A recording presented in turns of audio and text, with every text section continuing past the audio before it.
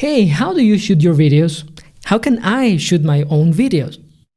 Those are two very common questions, and today I'm going to answer those in the studio.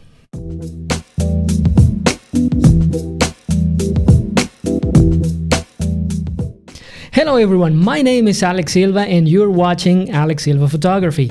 Today I'd like to talk to you about how I record these videos. And because, well, as I mentioned before, these are two of the common questions that I've heard, and I've seen other people trying to answer them. Well, let me give you a bit of background about me and how I started with this. I first shot and edited my one video that I needed to create, I think 23 years ago, something like that, when I was working as a webmaster for the college that I graduated from. And back then, 23 years ago, these videos needed to be really short, kinda small in terms of file sizes, but even though they were short, they needed to tell a story really fast. So that's when I started learning more of the technique of shooting a video, but also trying to understand storytelling. I kept practicing over all these years, and I've done pretty many different experiments. At some point, I recorded a 4-track tape with one of my friends when we simulated a radio station, and it was great fun, but we learned a lot about audio editing. And I kept practicing and learning, taking courses both face-to-face and online. And at some point in my life, I think 5 years ago, something like that, in my next to last job, I became an online course production manager. So I managed many people shooting, but I had to teach my team how to do all the different parts. And because of that job, I was pretty much ready to start my YouTube channel. So nowadays, this is something that I'm doing every week. And in order for me to keep sane, you could say that, I separate this process into 6 pieces. Number 1 is the script. And actually in my previous job, my expression was, the script is the center of the universe. And we said that because the script helps you, of course, shoot the video, but helps you even before that, because it helps you prepare what is the supporting materials that you're going to use, whether shooting the video or as in the post process, where you're going to insert images, other audio, things like that. But everything starts with a script. In my case, everything starts with the blog post. You know that if you follow this page and the video on the channel, you know that for every video that you're watching, there is a written blog post in my website. And I am not reading the text from my blog. I prepare or transcribe the main points into cue cards that are usually outside of the frame, but help me have this conversation with you. And in case script, that is the beginning of everything. Number 2, the location. For me, this was a no-brainer. I shoot in my dining room. The only thing that I do is that I take out all the chairs. I leave only one chair, and I clean up the space and everything. I remove a picture that is usually hung behind me, and I then do some other things. One main reason for choosing this location is the light, which is point number 3.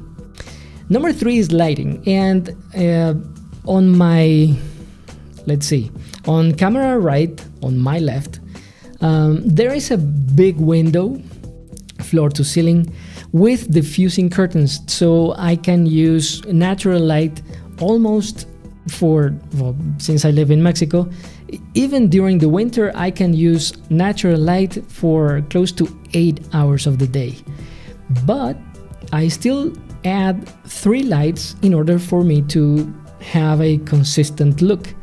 I have a main light in front of me, which is really big and powerful 23 watt LED light inside a big, well, not big, it's a small Octodome from Photoflex.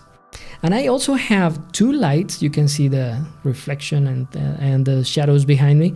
2 lights that are actually lighting the background. These 2 lights are Manfrotto Lumimuse 6.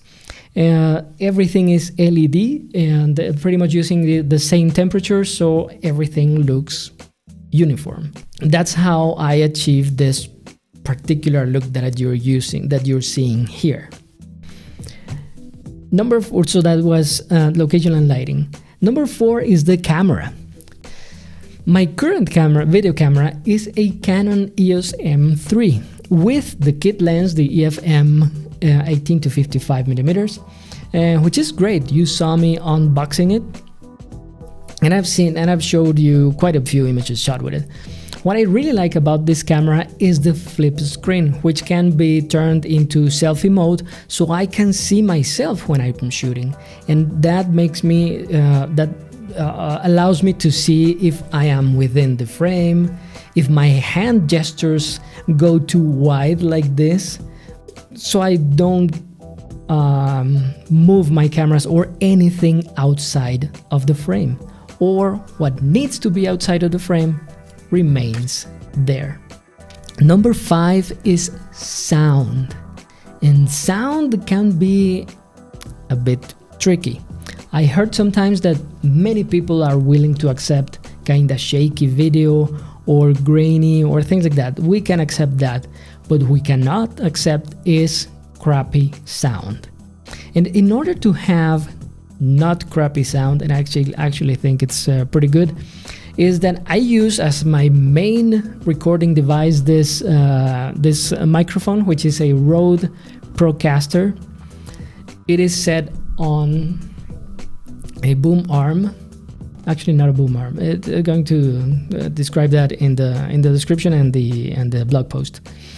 And it's connected to an M-Audio M-Track Plus 2 audio interface, and that is then connected to my iPad Pro using the Apple camera, Apple USB 3 camera interface. I use GarageBand as the software to record everything, and but you see that in many of my videos you are seeing this.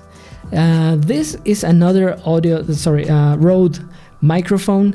This is the RØDE Filmmaker Kit, which is connected, which is radio based. I have a transmitter on my hip, and there is a receiver on my camera.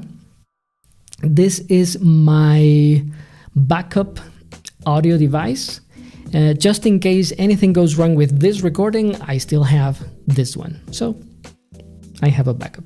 I'm pretty paranoid about that.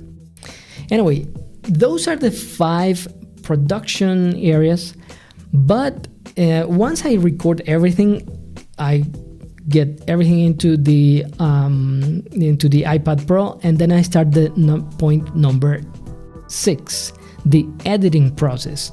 For this, I start editing the audio first. In GarageBand, I apply just a bit of an equalizer, remove some other effects, add a noise gate, and so the audio is ready. But it has pretty much no cuts, only the beginning and the end.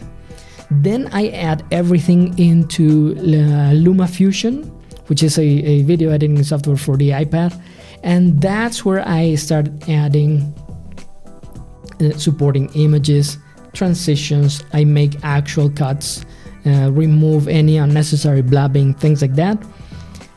And then the final touch is to add some background music, and that's pretty much it.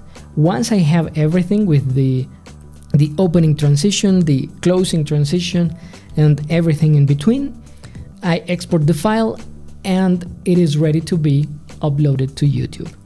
And that is the whole process. I really hope you like this video. If you didn't understand something, just rewind, or if you'd like for me to explain a bit more, just contact me. You can find my contact form in my website, alexsilva.photography, and you can visit any of my social networks and leave me a message there. But if you have any question or comment about this, please send me a message or leave a comment below. That would be awesome. If you like this video, please press the like video. If you would like to keep up to date with this channel, of course, you can subscribe to the channel. Make sure you press the bell notification symbol. And please remember to keep learning and keep shooting. See you next week.